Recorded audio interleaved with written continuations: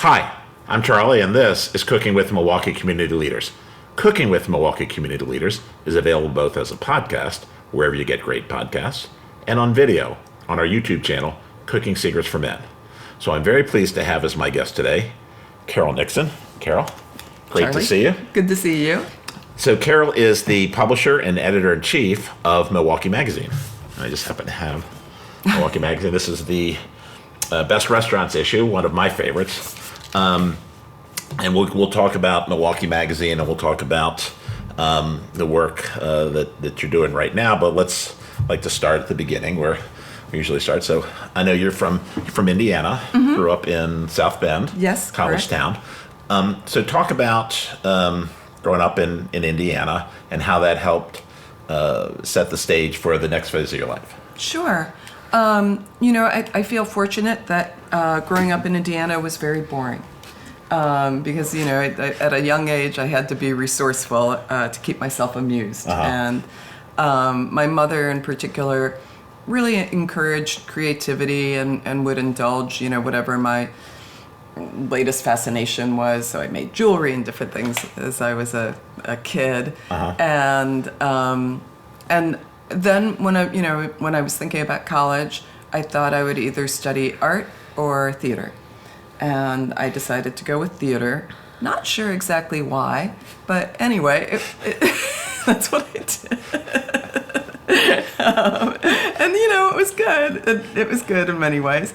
So I went to Indiana University for 2 years in Bloomington, and then I transferred to NYU.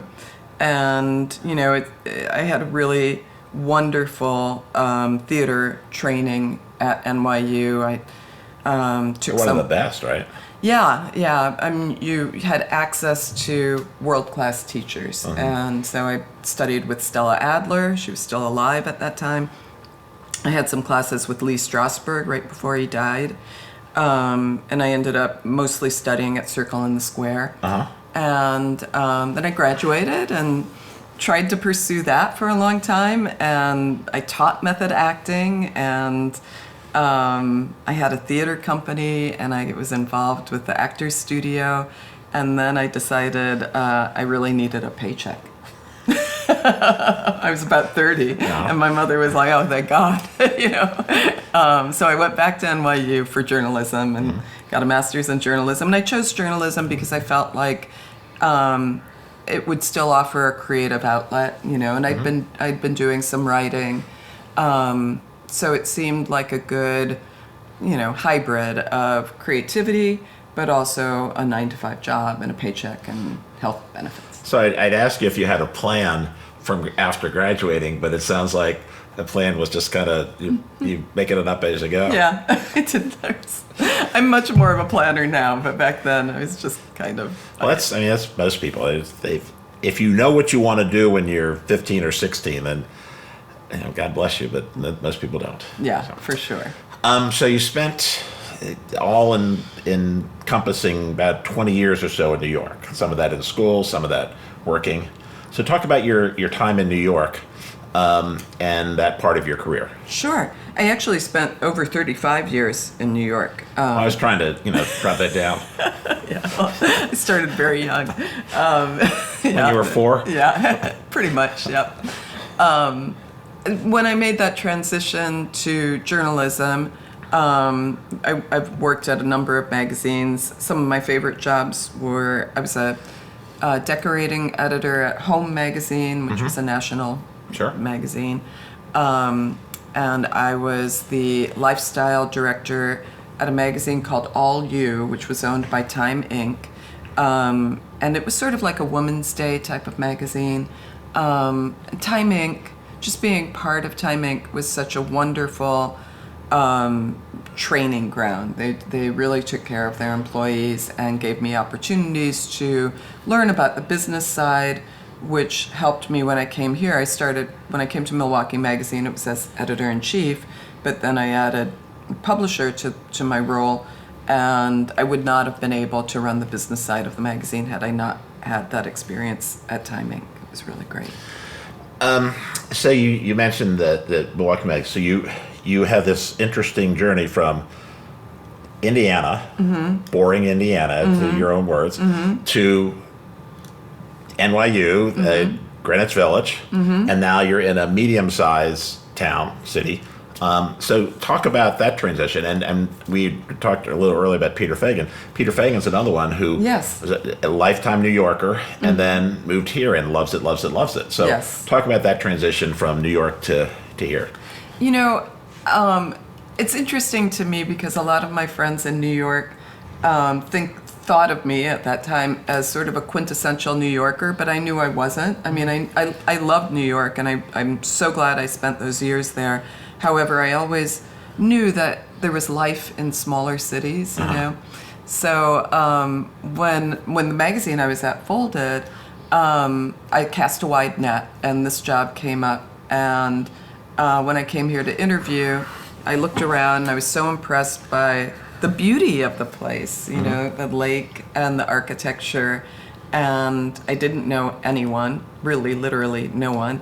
But I thought, I can try this. You know, I could see myself giving it 2 years, and then if it works out, great. If it doesn't, I'll move on. And it's worked out beyond anything I could have imagined. I have such great friends here, and it's such a wonderful community, but it's also, in a community this size, you feel like you can really make an impact, Sure. you know? And that's that. Small walkie. Yeah, it's wonderful. It's wonderful to have a sense of community, you know? Yes. So I have no plans on, this is it for me. Okay. I'm a Milwaukee girl. Yeah, what we're going to talk about the magazines in a minute, but I was born and raised in Washington, D.C., Oh. big city. You know, I lived there for the first 40 years of my life, and then transitioned to Cincinnati with my wife. She moved there, then we moved here.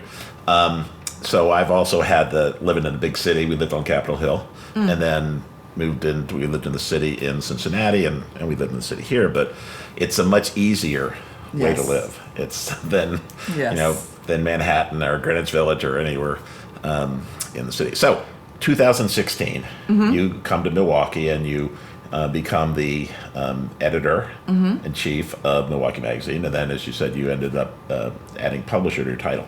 So, talk about the fun times of trying to run a monthly, regional, local magazine in today's world. Well, it's no secret that print has its struggles, and we certainly, you know, the magazine, the publishing industry has changed so much, even in the time that I've been in it.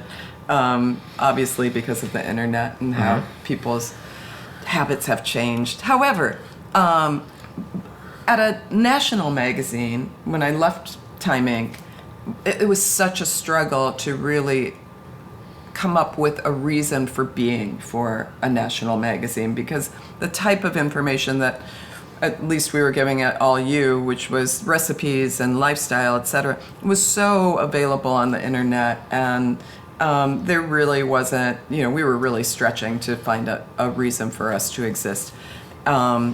I think that city magazines and regional magazines still serve a very vibrant purpose. I like to point out that, you know, there's so many things happening in Milwaukee right now. It's a great time to be in Milwaukee. But if no one knows about them, those new things will die. Right. They will not succeed. And while certainly we have great websites, and MilwaukeeMag.com is a very, very good website too. Little plug there for Little bit, MilwaukeeMag.com. But the print magazine, I think, still really serves a purpose. And so I feel like the struggles for a city magazine are less than for national magazines. Well, I think you and I had a conversation earlier this week where I said that I got Washingtonian magazine. Past the time we moved to Cincinnati, I kept the subscription for about 4 or 5 years, and then when the best restaurant list came out and I didn't recognize any, I thought, well, maybe it's time to give up Washingtonian. Yes, but yeah. we had Cincinnati Magazine, and then we moved here, the same thing. We kept Cincinnati Magazine here in Milwaukee, in addition to Milwaukee Magazine. So they're great. They serve a purpose. The restaurants, the culture, the events that are happening, they're kept up. So we, I certainly enjoy it. So we're glad to. Thank you. So We call this serious people with serious jobs having a little fun, so we're going to have a little fun today. So, what are we making today? We are making French pancakes. This is my grandmother's recipe, and it's sort of a crepe, but it's a little bit more rustic. So she called them, my grandmother was Polish, she was not French. She called them French pancakes, so we've stuck with that. Okay. And it's a very simple recipe. I'll show you how to make the batter, and then I fill them with cream cheese and preserves. I like strawberry preserves, but anything you want. And they're really delicious. They're super easy, and children love them, but adults do too. Well, I like simple and tasty. So, all right, so we've done a little prep work. So we're going to move back here to the cooking area, and we're going to make our French pancakes, and then I think we'll probably have to eat them. Okay. All right, so I'm hungry. We're in agreement. We're going to eat what we bake. So, all right, give us a minute. We'll be right back. All right, so we're over here at the cooking area. Carol, take it away. We are going to make my grandma's French pancakes. I know this is the only recipe I know by heart. So I'm going to try to be specific about the measurements, but, let me know if I need to be more clear. Each egg makes about 1.5 pancakes. Okay. So we're going to make one with four eggs today. Yeah, we have a couple people come down to watch and eat. Maybe not in that order. They come to eat and then maybe watch. It's always nice if you can bring your ingredients out in advance. Right.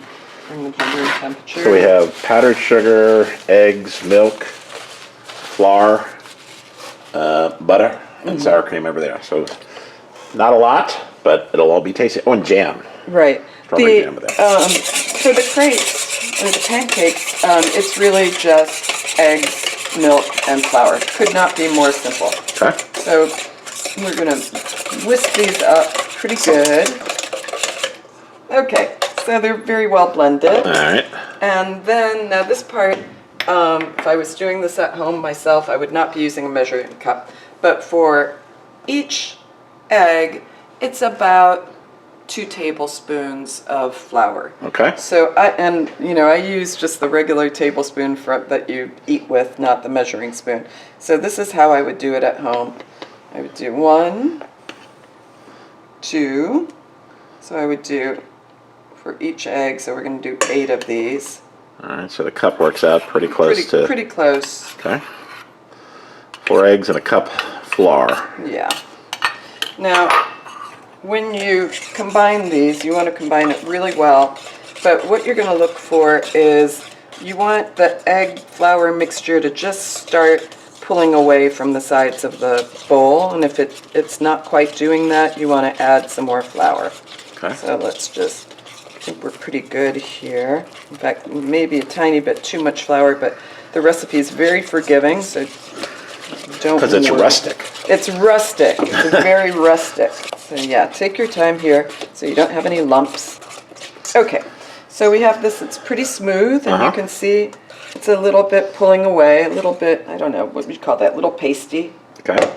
Okay, and then I have a cup of milk, and again, I'm just going to kind of eyeball that as I mix it in. All right. So we're slowly adding the milk. I am. Do you use the whole cup?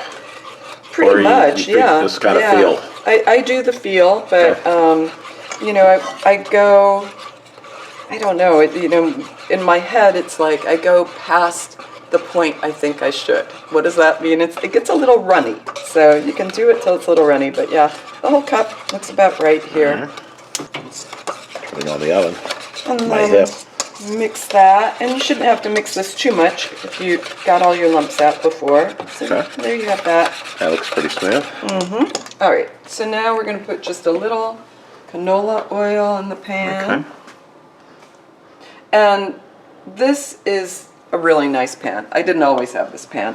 So I want to emphasize, just use whatever old pan you have. It doesn't matter. It can be cast iron. So that's not a lot. That's like a quarter. Very, very little bit. Yeah. And just a little bit of butter. So a Right. little bit of butter. Okay. It's about a half a tablespoon maybe. Not, yeah, half a teaspoon, I think. Okay, it's a fancy stove. I'm going to put it on medium. It'll get hot quick. Okay. The pan takes a while because it's so heavy.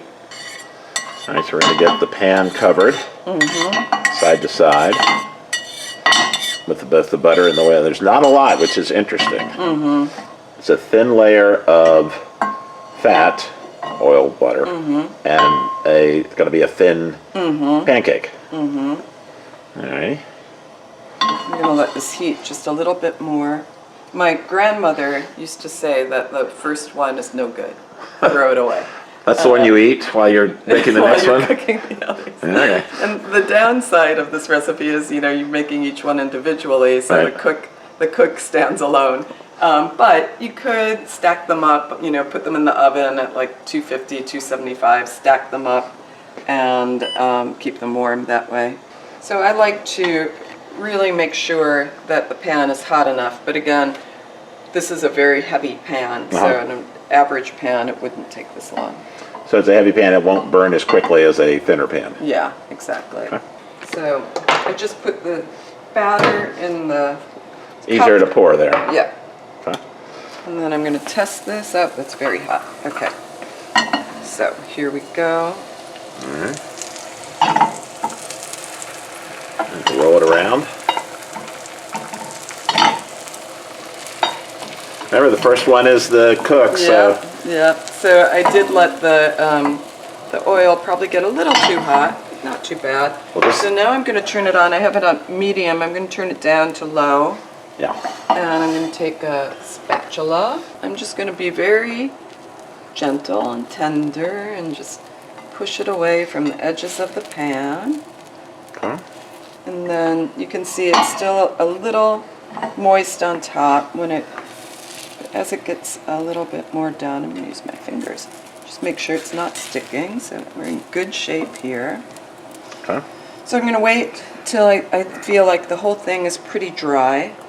And again, I don't want it, now some people like them a little brown, some people like it not, you know, very pale and not Right. brown. Personal choice. This one, because we started hot, is going to be a little brown.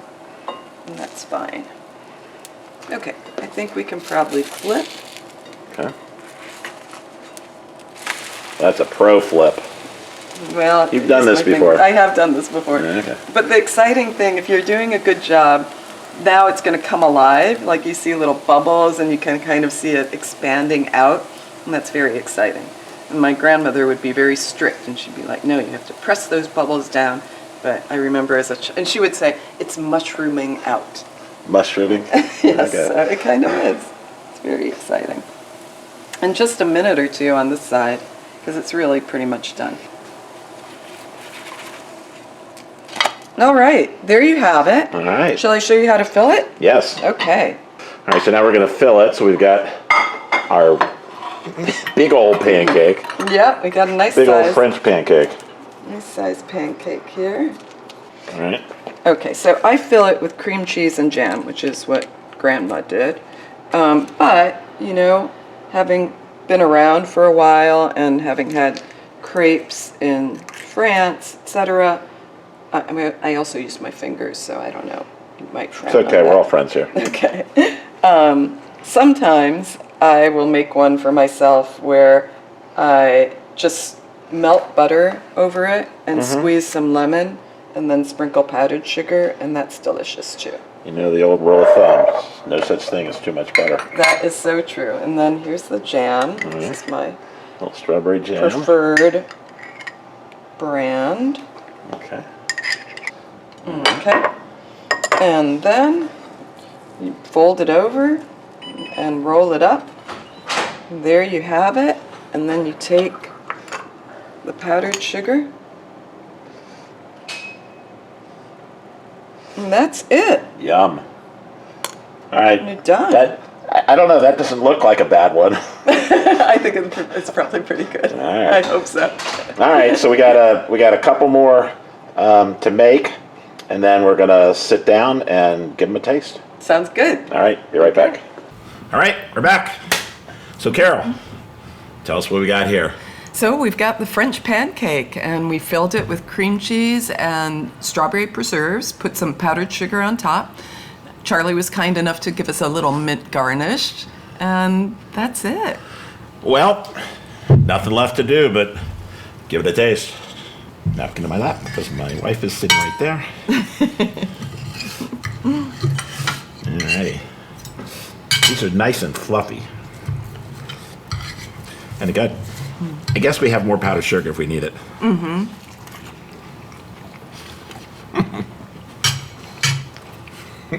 Really good.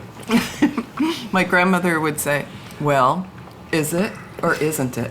It is. It is. It's delicious. I mean, as we were making this, she said, I think you need more cream cheese on that. I said, really? I said, yeah, it's got enough cream cheese on it. Well, not extra.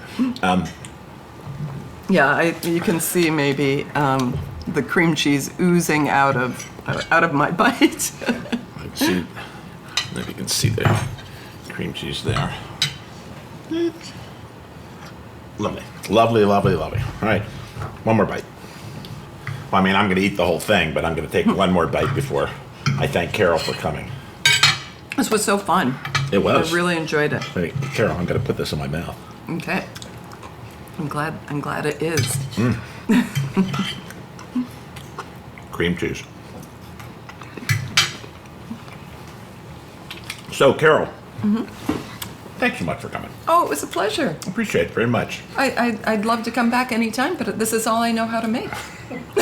Well, if you want to make this, every Saturday or Sunday, I'll stop by. I think we can fill up the joint. So. Okay, great. So, Carole is running the Milwaukee Magazine. Love watching it. Love reading it. One of our favorite things that comes in the mail. We don't get a lot of mail anymore because everything is now electronic. But it's a great magazine, and I think all the local ones have a place for you if you happen to live in a medium-sized or even a large city. So, thanks for supporting Cooking with Milwaukee Community Leaders. We love doing this show. We'd like to shine a spotlight on those who are trying to make a difference in our city. Those who are leaders in the community, and Carole is one of those. So thank you so much. So until next time, thanks for the support on Cooking with Milwaukee Community Leaders. Thanks for listening to another episode of Cooking with Milwaukee Community Leaders. Cooking with Milwaukee Community Leaders is brought to you by Cooking Secrets for Men, LLC, and was recorded in the 3rd Ward in Milwaukee, Wisconsin. We feature and profile community leaders who are trying to make Milwaukee a better place. The tagline is, serious people with serious jobs having a little fun. Our guests choose the recipes that we use on the show. All of our podcasts are available on iTunes, Spotify, and wherever you get great podcasts. The original YouTube video for this episode is available on our YouTube channel, Cooking Secrets for Men, all rights reserved. Thanks, and see you next time on Cooking with Milwaukee Community Leaders.